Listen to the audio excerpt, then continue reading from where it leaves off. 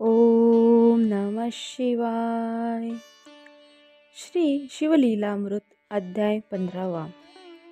हा अध्याय श्रवण केल्याने गुरुकृपा होईल आणि ज्ञानाची प्राप्ती होऊन धर्मश्रद्धा वाढेल. चला तर मग अध्यायाला सुरुवात करूया. अध्याय 15. श्री शंकराचार्याची कथा. श्री गणेशाय नमः. श्री गंगाधरा, त्रिशूलपाणे, अर्धनारी नटेश्वरा, नीळकंठा, तुझ्या सहाय्याविना जीव काही करण्यास असमर्थ आहे. म्हणून जे भक्त तुला शरण येतात त्यांच्या सर्व इच्छा तू पूर्ण करतोस. संसार सागर पार करतोस. तुझा अद्भुत महिमा ब्रह्मदेवही जाणू शकत नाही. माझा उद्धार कर, तू दयासागर आहे. तुझ्या कृपेमुळे मी शिवलीलामृत ग्रंथ पूर्ण केला, परंतु तुझा महिमा वर्णन करणाऱ्याची हौस पूर्ण झाली नाही. याकरिता असेच भक्तिरस प्रधान वर्णन माझ्याकडून लिहून घे. भक्तांना वरदान देऊन संतुष्ट जेव्हा करतोस तेव्हा त्यांना धन्य धन्य वाटते. तुझे औदार्य पाहून ब्रह्मा विष्णू चकित होतात. तू आपली सुंदर पत्नी आत्मलिंग काढून भक्तीने प्रसन्न होऊन दिलेस. तू भोळा आहेस. मी श्रीधराने भगवान शंकराची अशी स्तुती प्रार्थना केली तेव्हा शंकराने हृदयात प्रकट होऊन स्फूर्ती दिली व म्हटले, कलियुगात श्रुती स्मृती पुराणे यातील धर्ममार्ग पाखंडी लोकांनी बुडविला. त्यांच्या पाखंड मताचे खंडन करून धर्माची खरी ओळख सांगण्यासाठी मी शंकर नावाने जो अवतार धारण केला त्याचे चरित्र आणि धर्मरक्षणाचे कार्य, त्याचे महत्त्व आधुनिक लोकांना त्याच्या प्राकृत भाषेत सोप्या शब्दात समजावून सांग. शिवांनी अशी प्रेरणा दिली म्हणून मी जगद्गुरू शंकराचार्याच्या चरित्राचे वर्णन करणार आहे. कल्पारंभी ब्रह्मदेवाने महत्त्वतत्वाच्या साहाय्याने सृष्टी निर्माण केली. नंतर 4 वेदाची रचना झाली. त्या वेदाचा अर्थ लोकांना कळावा म्हणून पाणिनी इत्यादी अवतार घेऊन शब्द, व्याकरण, मनु, याज्ञवल्क्य इत्यादी ऋषींनी श्रुती, स्मृती, पुराण आदी ग्रंथांची रचना करून सांसारिक मनुष्याला त्याचा धर्म, त्याचे आचरण या सर्वांचा मार्गदर्शक होईल असे ग्रंथात सांगितले आहे. कलियुग आल्यावर मनुष्य अल्पायुषी होतील. श्रुतींचा अभ्यास करणे कठीण होईल. ते अज्ञानी होऊन महाभारत 18 पुराणे रचली. ब्राह्मण लोक वेदाचे एक एक भाग अभ्यासू लागले. इतिहास, व्यासकृत 18 पुराणे श्रवण करून धर्माचे व नीतीचे आचरण करू लागले. धर्म आणि त्याचा अभ्यासासाठी एवढी साधने असूनही कलियुगात पाखंडी मताचा प्रादुर्भाव होऊन बौद्धमत, भोगवादी मते पसरली. वर्णसंस्कार होऊन लोक अधर्माने वागू लागले. मुख्य देवतांची भक्ती विसरून ग्रामदेवतांना भजू लागले. वेद, शास्त्रे, पुराणे यातील विचार लोप पावले. अनाचार माजला. त्या काळात मंडन मिश्र नावाचे महापंडित, महाज्ञानी, बुद्धिमान व्यक्ती होते. त्यांनी तीव्र तपाचरण करून अग्नी व सरस्वती यांना वश करून घेतले. याचक मागेल ती वस्तू हवन केलेल्या यज्ञकुंडातून काढून देत असे. वादविवादामध्ये सर्व पंडितांना पराभूत करी. श्रुती, स्मृती, वेद यातील मते खोटी ठरवून आपल्या जैन मताचा प्रचार करण्यास आरंभ केला. त्यांनी 4 वर्ण 18 जाती सर्वांना आपले शिष्य बनविले. लोकांनी जैन धर्माचा स्वीकार करून आपला धर्म टाकून दिला. मंडन मिश्र रोज सकाळी मद्याचा एक घट सरस्वतीला नैवेद्य दाखवी. प्रसाद म्हणून तोही मद्यपान करीत असे. अशा प्रकारे तो आचारभ्रष्ट होता. त्यामुळे पृथ्वीवर अधर्म अनर्थ यांची वृद्धी झाल्याने देवता साधू संत ब्राह्मण सर्वजण दुःखी झाले. तेव्हा जैन धर्माचा प्रचार थांबविण्यासाठी आणि वैदिक धर्माची मर्यादा स्थापन करण्यासाठी भगवान शंकरांनी शंकराचार्य अवतार घेतला. उत्तर प्रदेशातील निर्मळ नावाच्या क्षेत्रात एका ब्राह्मणाच्या पुत्राच्या रूपाने अवतार घेतला. त्यावेळी सृष्टीत सर्वत्र शुभ शकुन होऊ लागले. त्यावर ऋषींनी शिवाचा अवतार कोठे झाला हे ओळखले. तेथे सर्व विद्वान एकत्र आले. मुलाचे नाव शंकर ठेवण्यात आले. पुढे शंकराचार्य या नावाने ते प्रख्यात झाले. श म्हणजे कल्याणकर म्हणजे करणारा, आचार्य म्हणजे गुरु, ज्याचे वचन आदरणीय असते तो आचार्य होय. पुढे शंकराचे उपनयन झाल्यावर बाल्यावस्थेत त्याने वेदशास्त्रे, पुराणे, स्मृतींचा अभ्यास पूर्ण करून मातेची आज्ञा मिळवून बालवयात संन्यास घेतला आणि आपल्या शिष्यासह तीर्थयात्रा करण्यासाठी घराबाहेर पडले.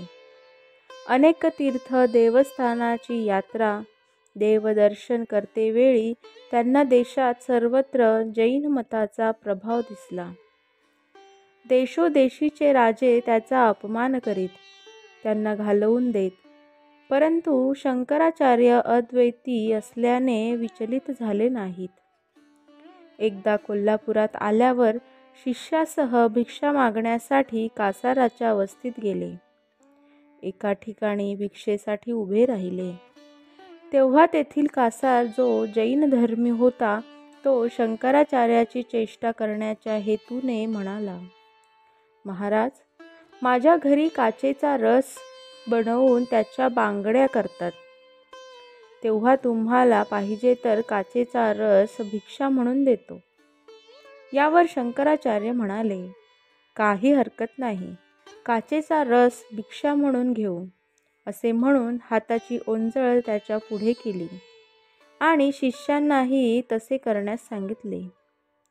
परंतु तो उकळता आणि तोही काचेचा रस पाहून शिष्य भयभीत होऊन मागे सरले.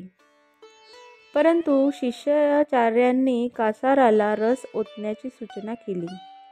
कासाराने तो तप्त काचरस त्याच्या ओंजळीत ओतला आणि शंकराचार्यांनी शीतल जलाप्रमाणे तोंडाला लावून प्राशन केला. हलाहल प्राशन करणाऱ्या शंकराचा तो अवतार होता. त्यांचे हे अचाट धैर्य पाहून कासारसहित उपस्थित जनसमुदायाला आश्चर्य वाटले. त्यांच्या तेजाच्या प्रभावाने सर्व लोक म्हणू लागले, धर्म स्थापनेसाठी हा भगवान अवतरला आहे. सर्वांनी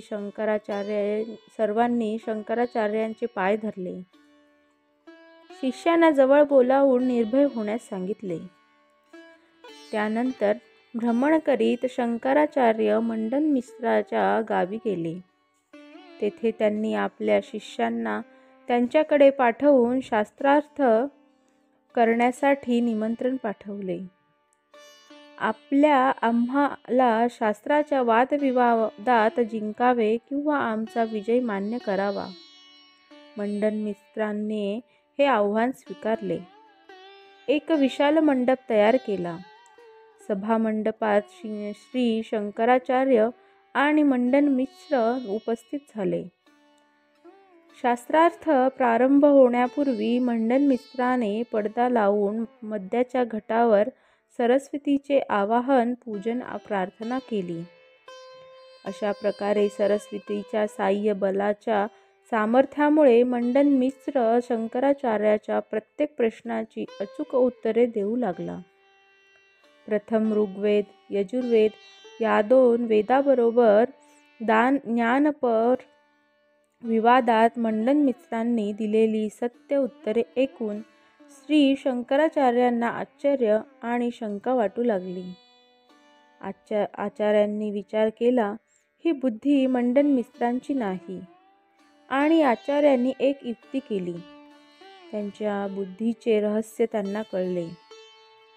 कोणत्याही शास्त्राचा अथवा वेदाचा आरंभ विचारल्यावर मंडन मिश्र बरोबर उत्तर देत असत.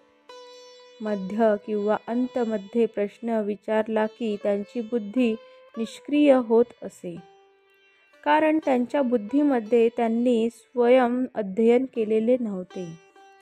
सरस्वतीने दिलेले ते तत्कालीन ज्ञान होते.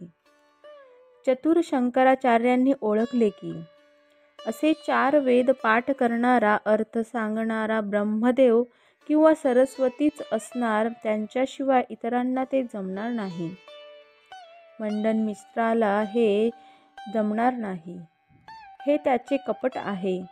मग ते मंडन मिश्राला म्हणाले, मंडन मिश्र, आपण यजुर्वेद सांगत आहात, परंतु मला ऋग्वेदातील एक शंका अजून आहे. त्यांची ऋग्वेदातील एक ऋताचा म्हणून दाखविले व त्याचा अर्थ विचारला. त्यावेळी सरस्वती मूक झाली, कारण तिला आरंभापासून अंतापर्यंत वेगाने ग्रहण होते, परंतु मध्येच जाता जाता काही विचारले तर स्मरत नाही, म्हणून ती स्तब्ध बसली. त्यामुळे मंडन मिश्रही गप्प बसले. आपल्या प्रश्नाची उत्तरे येत नाहीत हे पाहून शंकराचार्य क्रोधित झाले.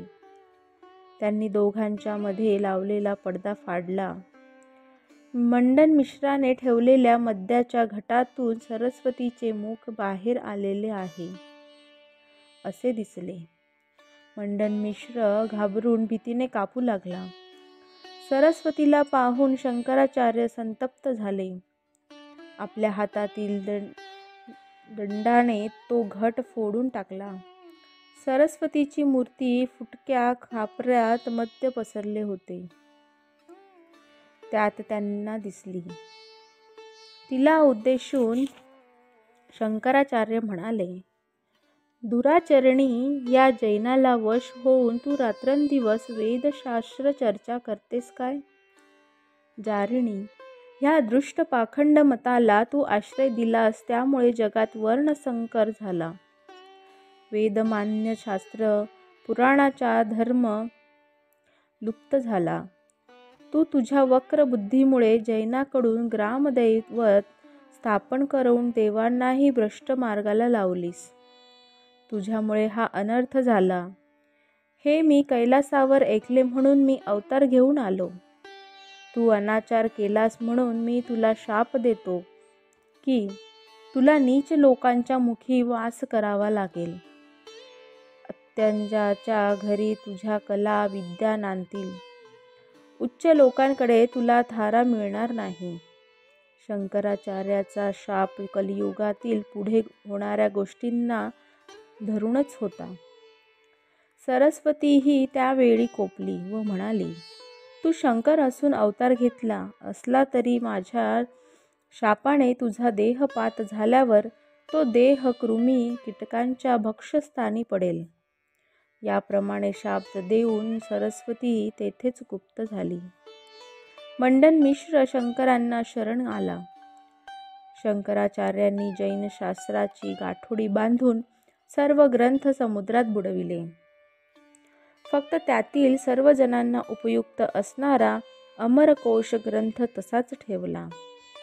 त्यांनी लोकांना जवळ बोलावून उपदेश केला की तुमची सर्व ग्रामदैवते जैनांनी स्थापन केली असली तरी मनात काही शंका आणता त्यांची पूजा आराधना स्वतःच्या धर्माप्रमाणे करीत जा. आपला धर्म आपल्या जवळ, देवाला काही भेद नाही. मंडन मिश्र आचार्यपदी वंदन करून म्हणाला, जगद्गुरो, आपण सर्व जैन मत उच्छेदून टाकले, परंतु कृपया जैनाचे नाव तरी शिल्लक ठेवावे. तेव्हा प्रत्येक ग्रामदेवतेच्या शेजारी जैनाचा एक दगड ठेवण्याची प्रथा शंकराचार्यांनी घालून दिली. लोकांना आपल्या जाती धर्माप्रमाणे वागण्याची आज्ञा देऊन जाती धर्म कर्तव्य न करणाऱ्यांना शासन ठेवले. तेव्हा ब्राह्मण वेदाध्ययन आणि इतर लोक आपली कर्तव्ये करू लागली. शंकराचार्यांनी जैन बौद्ध मताचा पराभव करून वैदिक धर्माची पुनःस्थापना, त्यातील अद्वैत तत्वज्ञान मांडले. शंकराची लीला अगाध आहे. तो भक्तवत्सल, परमदयाळू, भक्तोद्धारक आहे. षडाक्षरी म्हणजेच ओम नमः शिवाय या मंत्राचा जप, शिवस्मरण, सोमवार, प्रदोष, चतुर्दशी म्हणजेच शिवरात्री, व्रताचरण, रुद्राक्षधारण, भस्मलेपन, शिवतीर्थयात्रा, शिवदर्शन, शिवपूजा, बिल्वदल वाहणे, शिवपिंडीवर जल, दुधाचा अभिषेक, ब्राह्मण भोजने, अन्नदान, शिवमहिमा वाचणे, ऐकणे, इतरांना कथन करणे, शिवग्रंथ दान करणे, शिवमहोत्सव करणे, शिवालय स्वच्छ ठेवणे, अशा प्रकारे शिवभक्ती करावी. कलियुगातील गुरु खोटे, द्रव्यलोभी, चुकीच्या साधना करायला लावून शिवाचे दोष सांगतात. शिष्यही गुरुशी वादविवाद करतात. खरे गुरु आणि त्याचे आज्ञाधारक शिष्य या दोघांची केवळ शिवभक्ती हे एकच ध्येय आहे. असे लोक दुर्लभ आहेत.